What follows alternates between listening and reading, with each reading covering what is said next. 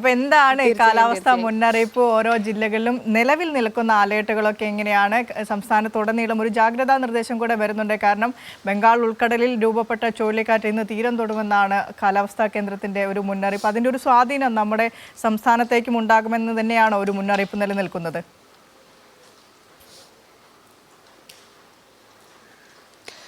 തീർച്ചയായും വിനീഷ സൂചിപ്പിച്ചതുപോലെ തന്നെ ഇത്തരത്തിൽ ജാഗ്രതാ നിർദ്ദേശങ്ങളെല്ലാം ഉണ്ടെങ്കിൽ കൂടിയും സംസ്ഥാനത്ത് 2 ദിവസമായി മഴയുടെ തീവ്രത ഒന്ന് കുറയുന്ന ഒരു സാഹചര്യമാണ് ഉള്ളത്. അതുകൊണ്ട് തന്നെ ഇന്ന് സംസ്ഥാനത്ത് വെറും 4 ജില്ലകളിൽ മാത്രമാണ് യെല്ലോ മുന്നറിയിപ്പുള്ളത്.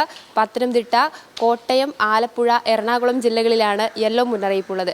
അതോടൊപ്പം തന്നെ ജാഗ്രത കൈവിടരുത് എന്ന് കേന്ദ്ര കാലാവസ്ഥാ വകുപ്പ് പറയുന്നുണ്ട്. അതിന് പ്രധാനമായുമുള്ള കാരണം ഈ ബംഗാൾ ഉൾക്കടലിൽ രൂപപ്പെട്ട ന്യൂനമർദ്ദം അത് റിമാൽ ചുഴലിക്കാറ്റായി മാറി. അത് ഇന്ന് തീരം തൊടും. ഈ പശ്ചിമ ബംഗാൾ ഭാഗത്താണ് ഈ ഒരു ചുഴലിക്കാറ്റായി രൂപം കൊണ്ടിട്ടുള്ളതെങ്കിൽ കൂടിയും അതിൻ്റെ ഒരു ചെറിയ സ്വാധീനം കേരളത്തിലേക്ക് വരാം അല്ലെങ്കിൽ വരാതിരിക്കാം. 2 സാധ്യത കൂടി ഈ കേന്ദ്ര കാലാവസ്ഥാ വകുപ്പ് വ്യക്തമാക്കുന്നുണ്ട്. അതോടൊപ്പം തന്നെ ഈ അറബിക്കടലിൽ രൂപപ്പെട്ട ന്യൂനമർദ്ദത്തിൻ്റെ സ്വാധീന ഫലമായിരുന്നു കേരളത്തിൽ കഴിഞ്ഞ ദിവസങ്ങളിൽ അതിതീവ്ര മഴ ലഭിച്ചുകൊണ്ടിരുന്നത്. ആ ഒരു സാഹചര്യത്തിൽ അത് ചക്രവാത ചുഴിയായി ദുർബലമായതോടെയാണ് കേരളത്തിൽ ഇപ്പോൾ മഴയുടെ ഒരു തീവ്രത കുറഞ്ഞത് എന്നാണ് കേന്ദ്ര കാലാവസ്ഥാ വകുപ്പ് വ്യക്തമാക്കുന്നത്. അതോടൊപ്പം തന്നെ വരും ദിവസങ്ങളിലും ഈ നേരിയ രീതിയിൽ ഇടിമിന്നലോട് കൂടിയ മഴയ്ക്ക് സ്വാധീനം അല്ലെങ്കിൽ മഴയ്ക്ക് സാധ്യതയുണ്ട് എന്ന് തന്നെയാണ് കേന്ദ്ര കാലാവസ്ഥാ വകുപ്പ് വ്യക്തമാക്കുന്നത്. അതിൻ്റെ ഭാഗമായാണ് ഈ മലയോര ജില്ലകളിൽ മലയോര മേഖലകളിലാണ് ഏറ്റവും കൂടുതൽ മഴ ലഭിച്ചത് എന്നതാണ് കിട്ടിയിരിക്കുന്ന വിവരം. ഈ തിരുവനന്തപുരം ജില്ലയിൽ പൊന്മുടി ഭാഗത്തൊക്കെയാണ് നല്ല രീതിയിൽ മഴ ലഭിച്ചത് എന്നതാണ് രേഖപ്പെടുത്തിയിരിക്കുന്നത്. അതോടൊപ്പം തന്നെയാണ് ഈ കാലാവസ്ഥ ഇങ്ങനെ ഇരിക്കുമ്പോൾ തന്നെ കള്ളക്കടൽ പ്രതിഭാസത്തിൻ്റെ ഒരു ഭാഗമുണ്ടായിരുന്നു. അതിൻ്റെ ഭാഗമായി ഈ തീരപ്രദേശങ്ങളിൽ ഉയർന്ന തിരമാല ജാഗ്രതാ നിർദ്ദേശം, കടലാക്രമണത്തിന് സാധ്യത തുടങ്ങിയ കാര്യങ്ങളൊക്കെയും ഉണ്ടായിരുന്നു. അതിൻ്റെ ഭാഗമായി വിഴിഞ്ഞം മുതൽ കാസർഗോഡ് വരെയുള്ള തീരപ്രദേശങ്ങളിൽ ഇപ്പോഴും ജാഗ്രത തുടർന്നുകൊണ്ടിരിക്കുകയാണ്. മത്സ്യത്തൊഴിലാളികൾ മത്സ്യബന്ധനത്തിന് പോകരുത് എന്ന് തന്നെ നിർദ്ദേശമുണ്ട്. ഈ ഒരു അറിയിപ്പ് ലഭിക്കുന്നതുവരെ കടലിലേക്ക് ഇറങ്ങാൻ പാടില്ല എന്ന് തന്നെയാണ് അവരുടെ ജീവിത രീതിയും. ഇപ്പോൾ ഈ ഒരു വേനൽ മഴ ലഭിച്ചതിന് ശേഷം അല്ലെങ്കിൽ വന്നതിന് ശേഷം ഈ മത്സ്യത്തൊഴിലാളികൾക്കാണ് ഏറെ ബുദ്ധിമുട്ടിലായത് എന്നതാണ് മറ്റൊരു പ്രധാന കാര്യം. അവർക്ക് അവരുടെ ജോലി ചെയ്യാൻ പറ്റണില്ല. ഈ ഒരു നേരം അല്ലെങ്കിൽ ഒരു ദിവസം പോയി അന്നന്ന് കഴിയുന്ന ആൾക്കാരാണ് ഈ മത്സ്യത്തൊഴിലാളികൾ. അപ്പോൾ അവരുടെ ജീവിതത്തെയാണ് ഏറെ ബാധിച്ചത്. ഇനിയിപ്പം കാലവർഷത്തിലേക്ക് കടക്കുകയാണ്. മെയ് 31 കാലവർഷം എത്തുമെന്ന പ്രവചനത്തിലാണ് കേന്ദ്ര കാലാവസ്ഥാ വകുപ്പുള്ളത്. ഇത്തരത്തിൽ ന്യൂനമർദ്ദം അറബിക്കടലിലും അതോടൊപ്പം തന്നെ ബംഗാൾ ഉൾക്കടലിലും ന്യൂനമർദ്ദം രൂപപ്പെടുന്നതിൻ്റെ സ്വാധീന ഫലമായാണ് കേരളത്തിൽ 31 തന്നെ കാലവർഷം എത്തുമെന്ന കണക്കുകൂട്ടലിൽ കേന്ദ്ര കാലാവസ്ഥാ വകുപ്പുള്ളത്. കഴിഞ്ഞ വർഷങ്ങളിലൊക്കെയും ജൂൺ മാസങ്ങളിലായിരുന്നു കാലവർഷം എത്തിയിരുന്നെങ്കിൽ ഈ വർഷം അത് നേരത്തെ എത്തുന്ന ഒരു സ്ഥിതിയാണ്. മാത്രമല്ല ഈ വർഷം കടുത്ത ചൂടായിരുന്നു കേരളത്തിൽ അനുഭവപ്പെട്ടത്.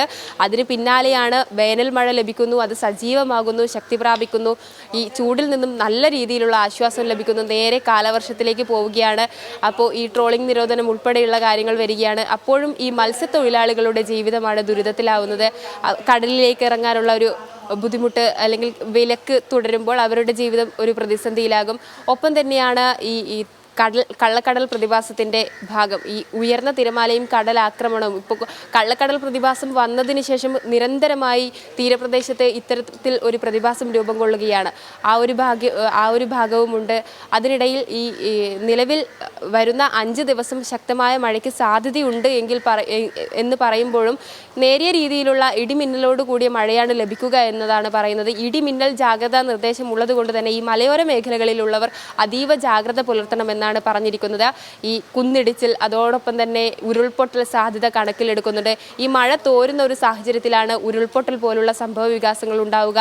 അതുകൊണ്ട് തന്നെ അതീവ ജാഗ്രത പാലിക്കണമെന്ന നിർദ്ദേശമാണ് ഉള്ളത്. ഒപ്പം ഈ രാത്രി യാത്ര ചെയ്യുന്നവർ ജാഗ്രത പുലർത്തണം. ഈ മലയോര മേഖലകളിൽ കൂടി രാത്രി യാത്ര ചെയ്യുമ്പോൾ കഴിഞ്ഞ ദിവസങ്ങളിലൊക്കെയും നമ്മൾ വാർത്ത കണ്ടതാണ് ഈ ഗൂഗിൾ മാപ്പ് നോക്കിയിട്ട് യാത്ര ചെയ്തിട്ട് അപകടത്തിൽപ്പെടുന്ന ഒരു അവസ്ഥ.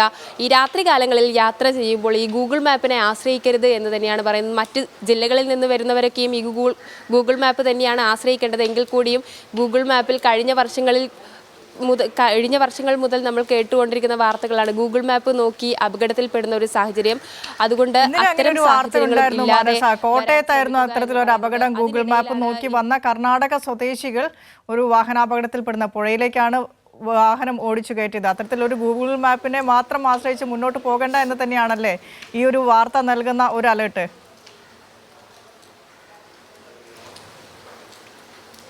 തീർച്ചയായും ഈ ഒരു ഗൂഗിൾ മാപ്പിനെ ആശ്രയിച്ച് പോകുമ്പോഴുണ്ടാകുന്ന കെണികളാണ് ഇത്തരത്തിൽ സംഭവിക്കുന്നത്. കാരണം പ്രത്യേകിച്ച് രാത്രി കാലങ്ങളിൽ നമ്മൾ ഈ പകലൊക്കെ ആണെങ്കിൽ നമുക്ക് വഴി കണ്ടാൽ മനസ്സിലാകും ഒരു കാറിന് പോകാൻ പറ്റുന്ന വഴിയാണോ അല്ലെങ്കിൽ ബൈക്കിന് പോകാൻ പറ്റുന്ന വഴിയാണോ.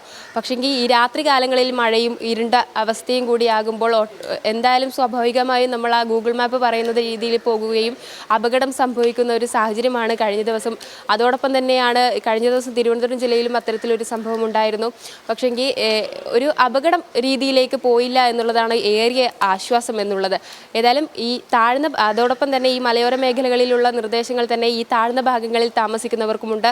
പെട്ടെന്ന് തിരുവനന്തപുരം ജില്ല എല്ലാവർക്കും അറിയാം, നല്ല രീതിയിലുള്ള ഒരു മഴ ലഭിക്കുകയാണെങ്കിൽ പെട്ടെന്ന് വെള്ളം കയറുന്ന ഒരു സാഹചര്യം ഉണ്ടാകും. പക്ഷേ അതൊരു അരമണിക്കൂറിനുള്ളിൽ തോർന്നു പോകുന്ന അവസ്ഥയായിരിക്കും, അല്ലെങ്കിൽ ഇറങ്ങിപ്പോകുന്ന അവസ്ഥയായിരിക്കും. എങ്കിൽ കൂടിയും ഈ താഴ്ന്ന ഭാഗങ്ങളിലുള്ളവർ അതീവ ജാഗ്രത പുലർത്തേണ്ട കാര്യമുണ്ട്. ഈ മഴ നിരന്തരം ഇങ്ങനെ പെയ്തുകൊണ്ടിരിക്കുകയാണെങ്കിൽ ഈ വെള്ളക്കെട്ട് രൂപപ്പെടും. അതോടൊപ്പം തന്നെ അതിൽ കൂടെ പകർച്ചവ്യാധികൾ അല്ലെങ്കിൽ പകർച്ച രോഗങ്ങൾ ഉണ്ടാകുന്ന ഒരു സാഹചര്യമുണ്ട്. അതുകൊണ്ട് ആരോഗ്യ വകുപ്പിൻ്റെയും നിർദ്ദേശമുണ്ട് ഇത്തരത്തിലുള്ള വെള്ളക്കെട്ട് രൂപപ്പെടുന്ന ഇടങ്ങളിൽ നിന്നും ആളുകൾ മാറി താമസിക്കുക, അല്ലെങ്കിൽ ഈ വെള്ളം കെട്ടിൽ പെടാത്ത സാഹചര്യത്തിൽ മുന്നോട്ട് പോവുക എന്ന നിർദ്ദേശങ്ങളൊക്കെയും ആരോഗ്യ വകുപ്പിൻ്റെ ഭാഗത്തു നിന്നുമുണ്ട്.